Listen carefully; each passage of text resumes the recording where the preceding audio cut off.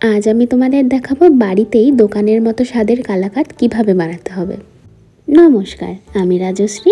আমার ইউটিউব চ্যানেলে তোমাদের সবাইকে স্বাগত জানাই। এখানে আমি আর আমার মা মিলে বিভিন্ন রকমের রান্না তৈরি করি আর সেগুলোর ভিডিও তোমাদের সাথে শেয়ার করি। আজ মা খুব সহজ উপায়ে কালাকাঁদ বানিয়েছে। চলো দেখে নাও কিভাবে বানাতে হবে কালাকাঁদটা। কালাকাঁদ বানাতে প্রথমেই লাগবে পনির দিয়েই কালাকাঁদটা তৈরি হবে মেনলি। এখানে মোটামুটি 250 গ্রাম মতো পনির নেওয়া হয়েছে, সেটাকে গ্রেটারের সাহায্যে গ্রেট করে নেওয়া হচ্ছে। তোমরা চাইলে হাত দিয়েও গুঁড়ো গুঁড়ো করে নিতে পারো বা একটু মাখা মাখা করে নিতে পারো। পনিরটা গ্রেট করা হয়ে গেলে সাইড করে রেখে একটা পাউডার তৈরি করে নিতে হবে। আর এখানে আমি 250 গ্রাম পনিরের জন্য যতটা পাউডার লাগবে সেই মাপ বুঝে পাউডারটা তৈরি করেছি।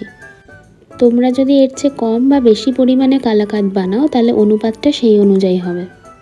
পাউডারটা বানানোর জন্য একটা মিক্সিং জারে 1/4 কাপ কাজু, 3টে ছোটো এলাচ, হাফ কাপ চিনি ও 1/4 কাপ গুঁড়ো দুধ নিয়ে নিতে হবে। তারপর পাউডারটা তৈরি করে নিতে হবে। এরপর গ্যাসে প্যানটা বসিয়ে তাতে গ্রেট করে রাখা পনিরটা দিয়ে দিতে হবে ও খানিকক্ষণ নাড়াচাড়া করতে হবে। খানিকক্ষণ পর হিটে পনিরটা মেল্ট হয়ে আসবে। সেই সময় ওই যে তৈরি করে রেখেছিলাম পাউডারটা, সেটা এর সাথে মিশিয়ে দিতে হবে। এই যে এখানে পাউডারটা দিয়ে দেওয়া হলো, এবার ভালোভাবে মিশিয়ে নিতে হবে। আর এই সময় গ্যাসটাকে লো টু মিডিয়াম ফ্লেমে অন রাখতে হবে। অন্যদিকে মা প্রায় 3 ঘন্টা আগে দুধের মধ্যে কেসর ভিজিয়ে রেখেছিল, সেই কেসর ভেজানো দুধটাও এর মধ্যে দিতে হবে কিছুক্ষণ পর। এই যে এবার মা কেসর ভেজানো দুধটা দিয়ে দিচ্ছে। বুঝে দিতে হবে পরিমাণটা, যতটা পরিমাণ দেখে মনে হচ্ছে লাগবে ততটা দিয়ে, বাকিটা না দিলেও হবে। কেসর দুধটা দেওয়ার পর পনিরের মিক্সচারটা একটু লিকুইডি হয়ে আসবে, কিন্তু কিছুক্ষণ পর এটা আরও ঘন হতে থাকবে। এই সময়ও গ্যাসটা মিডিয়াম ফ্লেমে অন রাখতে হবে আর কন্টিনিউয়াসলি নাড়তে হবে, না হলে নিচের দিকে ধরে যাওয়ার চান্স থাকে।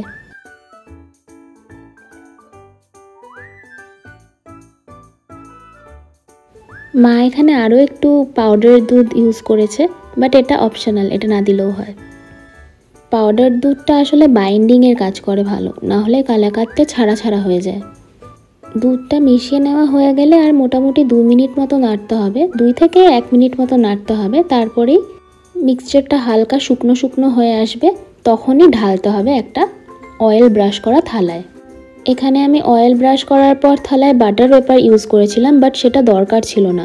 পরে বুঝতে পেরেছি বাটার পেপারটা যদি না দিতাম তাহলেও হতো। কালাকাঁদের মিক্সচারটা একটা গর্ত থালায় ঢেলে নিয়ে ওপরটা লেভেল করে নিতে হবে। মা এখানে স্প্যাচুলা দিয়ে যতটা সম্ভব লেভেল করে নিচ্ছে। তোমরা চাইলে এভাবেই কালাকাঁদটা জমিয়ে নিতে পারো, বাট যদি চাও তাহলে ওপর থেকে কিছু চপড ড্রাই ফ্রুটসও দিতে পারো, তাহলে টেস্ট আরও বেড়ে যায়।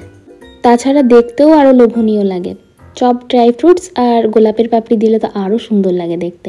এখানে মা কিছু পিস্তা নিয়ে নিয়েছে, সেটাকে চপ করে নিয়েছে, তারপর সেটা কালাকাঁদের ওপর ছড়িয়ে দিচ্ছে। তোমরা এর সাথে চাইলে কাজু বা আমন্ডও চপ করে দিতে পারো, আরও ভালো লাগবে।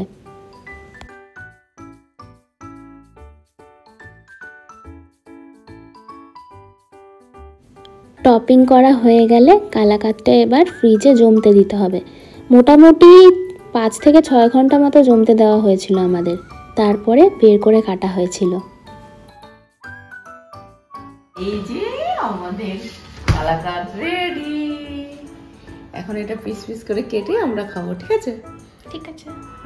ফ্রিজ থেকে বের করার পর কালাকাঁদগুলো কালাকাঁদের মতো শেপ করে কেটে নিতে হবে, তাহলেই তৈরি আমাদের হোমমেড টেস্টি কালাকাঁদ।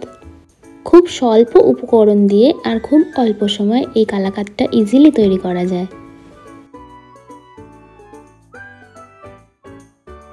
মনিরা খাবে, খুব মজা হবে না? ভিডিওটা তোমাদের কেমন লাগলো জানিও, কিন্তু ভালো লাগলে লাইক কমেন্ট আর শেয়ার করে দিও। আর যদি এরকম ভিডিও আরও দেখতে চাও তাহলে চ্যানেলটা সাবস্ক্রাইব করে দিও। সাবস্ক্রিপশনটা তো তোমাদের কাছে ফ্রি, কিন্তু এটা আমার কাছে অনেক মূল্যবান। আর সাবস্ক্রাইব করার পর পাশে থাকা বেল আইকনটা প্রেস করে দিও, তাহলে নেক্সট আমি যেই ভিডিওগুলো আপলোড করব তোমাদের কাছে আগেই পৌঁছে যাবে। আজকের রেসিপিটা যদি তোমরা ট্রাই করে থাকো তাহলে কমেন্ট সেকশনে জানিও যে কেমন হয়েছে। নিশ্চয়ই ভালোই হবে, যেই পরিমাণগুলো বলেছি সেই অনুযায়ী করলে ভালোই হবে। আমাদের বাড়িতে তো সবাই হামড়ে পড়েছিল এই কালাকাঁদের ওপর। দুদিনের মধ্যে এই কালাকাঁদ সবগুলো শেষ হয়ে গেছিলো। এই এক বাটি কালাকাঁদ দুদিনেই শেষ হয়ে গেছিলো। যাই হোক, কালাকাঁদগুলো পিস পিস করে কাটার পর এরকম একটা এয়ারটাইট কন্টেনারে বন্ধ করে ফ্রিজে রেখে দিও। এই কালাকাঁদগুলো মোটামুটি 2 সপ্তাহ মতো রেখে খাওয়া যাবে। তবে হ্যাঁ, ফ্রিজ থেকে বাইরে বের করে রেখে দিলে কিন্তু নষ্ট হয়ে যাবে।